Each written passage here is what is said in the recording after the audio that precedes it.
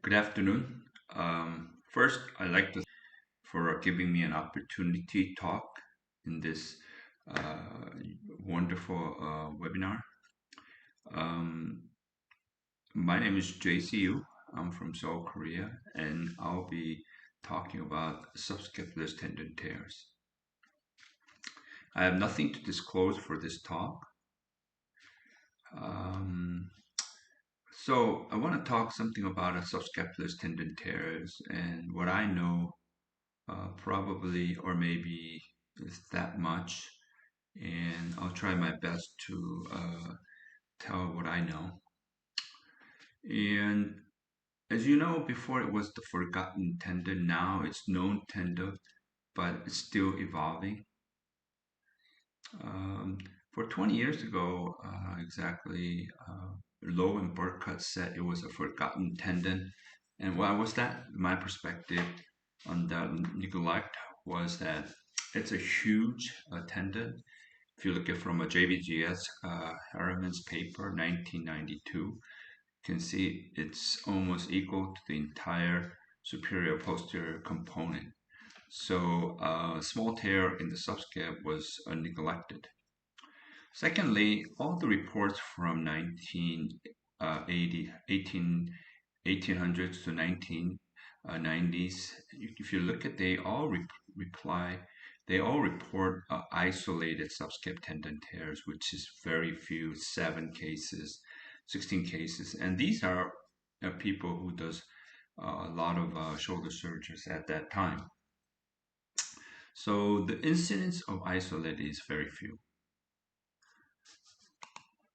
And if you look at my case, a 47-year-old, 2 months ago, fall down, an outstretched hand, had a pain. Range of motion is a little limited. If you look at the x-ray, it doesn't look that bad. Um, if you look at the MRI, you can see the first faucet view, there's a void tendon and there's a tear in the axial view also. And if you look at the arthroscopic finding, you can see the tendon has some bruise, ecchymosis. You can see the ecchymosis there, and some bruises and hematomas. And even for a couple of months, you can see some adhesions in front of the conjoined tendon. You can see that adhesion and under the coracoid. And once you have an acute and chronic tears or acute tears, you can see that ecchymosis there too. You can have a relatively good reduction and repair.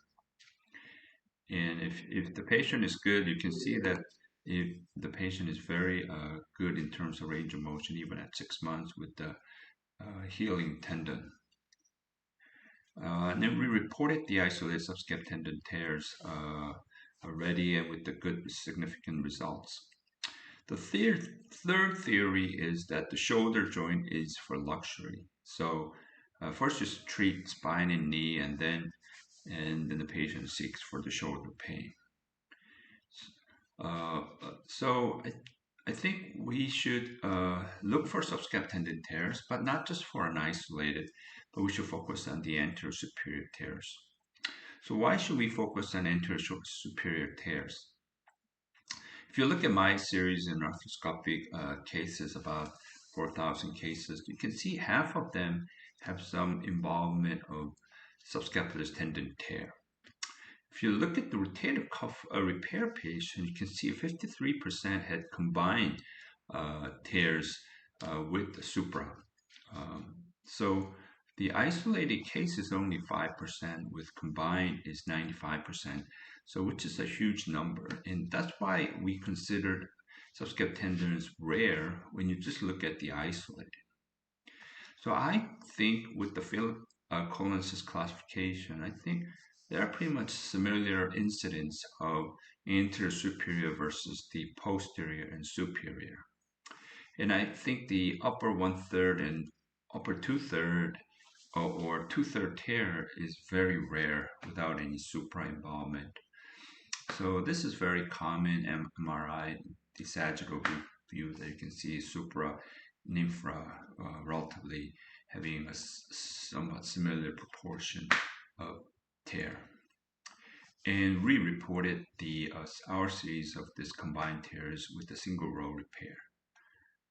So what happens if you miss subscap tendon tears? This is an interesting case of 59-year-old, 2009, had a slip down and outstretched hand, had a pain, and unfortunately went to a different hospital, and he missed or she missed uh, the subscap tear, whereas he know that there was a supra tear, he missed this thing, and he just repaired the supra, but left alone with the subscap. And after 2 years, you can see the atrophy is already there. After 9 years, the severe atrophy of the upper one half of the entire subscapular tendon tear. So if you see the tear progresses just like supra and infra, so I think we should know that it progresses. But since we find this common upper leading edge tear very fine, should we repair all of them? Would be another question that later on I will try to explain. For a diagnosis, many things you can do. What I do most is for a physical examination is belly press test and angle, bear hug test, and maybe exertion increase if there's a severe tear, a lift off sign test if there's a severe tear. Usually, if you this is a lift off test or lift off sign, lag sign. If you let them have the lift off on, you cannot lift it off and goes. This is usually more than 1/3 to 1/2 large tears, and you can see the patient kind of presses lift off uh, test, whereas on the left side she cannot lift it off from the back. Not only that, she keep trying to use his finger to push me back. And from the radiologic view, you can see this is very. There are many views you can use. Axial has some benefits. You can see the axial irregularity. You can kind of have some clues there. Of course, MRI shows very good subscap tendon tears. 90% of the accuracy with an MRI. This is kind of easy if you have large tear, but if you have 1/3 tear, the void sign of the first faucet is very promising. We have 2 papers on this MRI looking at the upper 1/3 tear, which we'll call a faucet view, 1 faucet tear. And if you look at this coronal oblique view with the faucet, you can kind of grade them. And the complete void of this first faucet is type 3, 1/3 tear complete, which we found a 75% accuracy in detection. We have another paper looking at the diagnosis with the Sadler oblique view. 2 views are the wide view and the on-face view. I don't want to go over too much because it's in the journal. Basically, it says the on-face view, if the BTL line shows diagnosis of 1/4 to 1/3 tear, the Y view, the tangent line, and correlated with 1/3 or greater tear if it's below this tangent line. And I'd like to talk some of the classification. Why do we need another classification since we have the Lafosse classification? Unfortunately, the Lafosse classification has a little bit of detail, lacking the details. The concept of the first faucet is the faucet is used in a different tooth or spine, but since we used it in supinus spinatus, we'll try to correlate this with the subscapularis tendon tear. So this is the Lafosse type. Upper 1/3 partial is type 1. If you look at our prospective series, about half of them have subscapularis pathology. Among that half, 75 to 80% is less than 1/3 tear. So basically, and another thing is the first facet involved with a different plane of insertion, which is has a different vector of pull. And so we developed the concept of the first facet, second facet, third, and fourth, depending on that surface of an angle of insertion. And since half of the rotator cuff tear is combined with subscap, knowing the extent of tear is crucial. And this first facet is consisted of 13.5 to 13.8. And from the versa view, this is the biceps groove. You see that tendon there. That's the lateral hood or the most extension of the subscapularis. You can see it from the intraarticular view. That's how much the first facet is exposed. So I think this concept of first facet is important, although it takes some experience to see an arthroscopic finding, since it's the most largest view, 34% of the footprint. And so we classified a little bit more detail of the Lafosse classification, since Lafosse consider all three of this as a Lafosse type 1, which consists 80% of the entire subscap tendon tear, which is less than 1/3 partial tear. And basically what it ends up to is the upper 1/4 tear is type 2, and upper 1/4, 1/3 is type B. And as I told before, 70 to 80% is 1/3 tear. So please keep in mind that 33% of this tear is 1/3 tear. And so type 2A and type 2B is all Lafosse type 1. So why do we need to have a separate 2A, 2B type? Because you can see this first facet is Lafosse type 1 with this lateral hood not disrupted, but you can open up this much and this much. This is all considered type 2, type 1.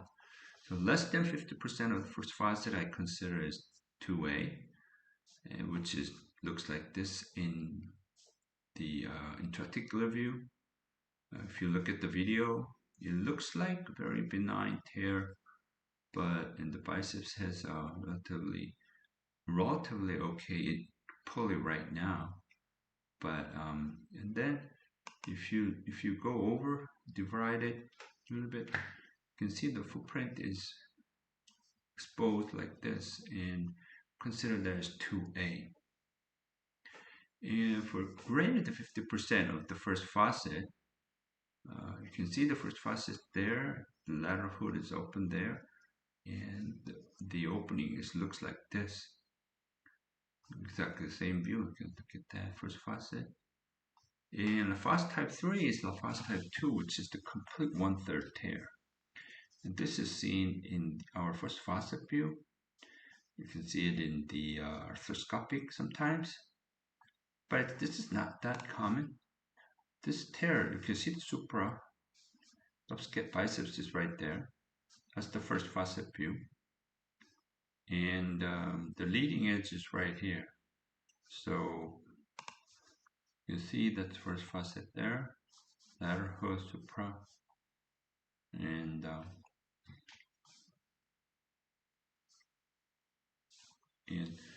then you have four. You have 4, which is Lafosse 3 and 4. This is a little bit controversial. I consider type 4 acute as Lafosse 3, type 4 chronic as Lafosse 4. Type 4 looks like this, usually combined with supra tears. This is where the biceps just passed by. That's the first facet there. And then you go down to the slope, which is a different plane. That's facet, second facet there. You can see the tear is kind of V-shaped. You see the V-shaped tear. and it looks like this in the MRI. So what this means usually means long hours of surgery if it's left shoulder. Oh, you can see that comma sign goes strictly to the supra. And finally, the phosphide is much rare, so you won't see that much. Sometimes acute tears or small tears are seen very commonly. Leading edge type 2A or less. It's difficult sometimes in even MRI, so you just have to suspect, and if you scope them, you can kind of tell them. I'd like to share one concept of the biceps lesion or subscapular tear lesion or both. If you look at the first faucet view, there's a small tear. And these patient complains anterior shoulder pain, but they consider biceps tendinitis as 2 years. And I think it's a misdiagnosis. I think it's more the hidden lesion or biceps pathology, called a concealed intratendinous subscapular tear. So basically, the tear starts here by the biceps and extends here without looking from the without any much damage from the inside or the intrarticular. You can see there's only a small longitudinal split here. Not much there. There's a longitudinal split. If you put water, you can see a medial frame of the biceps tendon. And then you see that it's kind of opened up a little. So you go upstairs and do a biceps tenodesis. And then we cut that groove where they cut the biceps. And if you open up that, look at the wall of the biceps towards the subscap is torn like this. And this is the hidden lesion of the biceps subluxating there. And that's where the pain is coming from. With tear subluxation, we report this hidden lesion in the OJSM, if you can look it up. So, the technique and treatment, when or how to repair. So, I think there are many ways you can do this. A lot of people prefer or intrarticular repair if they're less than 1/4 tear. Intrarticular plus a subacromial approach if there are roughly somewhere 1/3 tear. And if it's larger, you need to go just bursa tears. I think subacromial space works best if it's a Grand Canyon view, but if everything's intact and it's only particular surface tear of the subscap, it might be a better intrarticularly the inbox repair. So the inbox repair is like this. I still have some questions whether we need to repair all of them, since Burkhardt 15 years ago said to the supraspinatus that they were not torn in the first place. Why don't we repair them? The same question goes to subscapularis tendon. Anyway, you can see there's a fissuring, longitudinal split tear, footprint exposure than half or less, more than half. So I think you can divide it like this, and you can still ask these questions like, depending on that tear extension, age, and combined with the supra and infra tears, does your repair indication or criteria differs? If you look, type 1 is usually longitudinal split, and if you look at this, there's longitudinal split, and usually not many people do anything about this, just observe. But once it comes down to A, footprint is already exposed. If it's exposed less and less, I think there's no controversy. If you tear much more, I think there is no controversy. It's just where in the between whether we should repair or not. And this goes similar to the supraspinatus.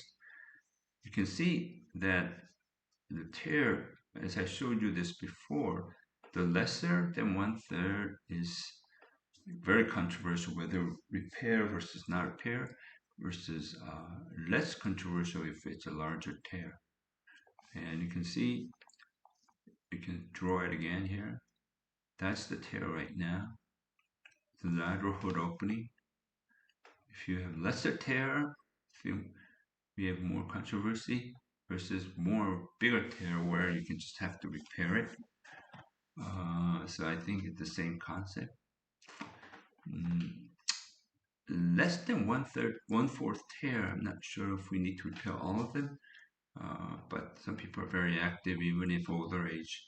I'm not really have a clear set of mind on this group of patients. And I think who and what repair, it depends on multiple factors such as patient's willingness, the age, and many other things. So I think we should discuss individually. And I think, as I showed this before, the acute tear should be repaired early. This is a 47-year-old patient. For 3 years, had pain, not definitely known trauma history. If you look at the MRI, you can see there's a small tear here and maybe expected here, but I didn't really thought that that was really important, so or severe, so I waited with rehab for 12 months. The patient kept complaining pain and wanted surgery. And when I went in, I saw less than 1/4 tear, or less than 1/2, much less than 1/2 opening of the subscapularis footprint, type 2A. But I repaired them because he was complaining about subscap at the pre-op in terms of physical. So we did all inside repair, and after a couple of months, it's already patient is better, and the patient at 2 years said that he does very good, and you can see the patient score is relatively good. So I consider this as a good repair, good indication for surgery. This is how I usually do it. I do Mason Allen here, and then I put another stitch over. You can see that, then I put another stitch underneath to whip stitch. So, and then you put your anchor right there. It's all inside the box. Make a preparation under the first. You can rotate your arm and do it. The second thing, you can do in-box and out-box combined, especially if you have a larger tear, 1/4 to 1/3 tear. 66-year-old, you can see there's a little bit more tear with supra tear. It looks kind of similar with the previous case, but this is, once you debride it, it becomes larger with the bigger footprint. Then you can have your anchor purchased there and give the stitch. And then you do everything subacromial space, including your supra, and use the augment suture limbs to the anchors from the supra in terms of the lateral row, like this. And we can repair the supra, infra, and subscap at the same time. And the patient is very good at 2 years. And mostly in large tears, I think you need to do it from the out of the box because there are a lot of adhesion. It depends on the chronic and acute, and right now the room is very good. The distinguish, because you have to distinguish for with chronic and acute because it determines the repairability, and because acute tears you can relatively easily repair. If you see the large tears, the leading tendon is gone, and you can see a capsule without the leading edge. Leading edge below the glenoid. If you look at another view, There's the capsule. Usually there's no capsule in front, which is kind of interesting for large tears. I think if the adhesion should be gone, it's like under the conjoint tendon, you can see the leading edge right there, which is difficult to repair. And of course, you have to look for the adhesion, especially coracoid or conjoint tendon. You can get rid of all that. And you can see you have to get rid of under the surface, comma, leading edge. You should try to find the leading edge by determining that adhesion. And sometimes if the tear is big enough, you can see the entire tissue. That's the pec insertion. That's the first facet there. And then by going to the next vector, it's right there is second facet, and that's the pec minor. So this is the large tear that we operated on live surgery. And this is a type 3 tear with the first facet exposed, and exactly do the same thing. Usually don't use a different portal for ankle portal, just use the anterior portal, and I do a double row where that's the position you want your anchor. And and after repairing, you can have that supra side to side there, microfracture.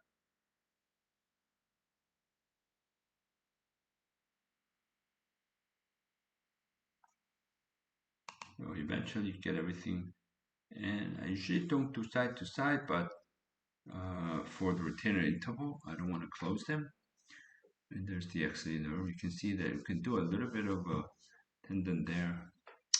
And I always think that what you know is what you see and what you can do. So some of these, unsurprisingly, they could be repairable. However, these were unrepairable and did a transfer, twisted the scope.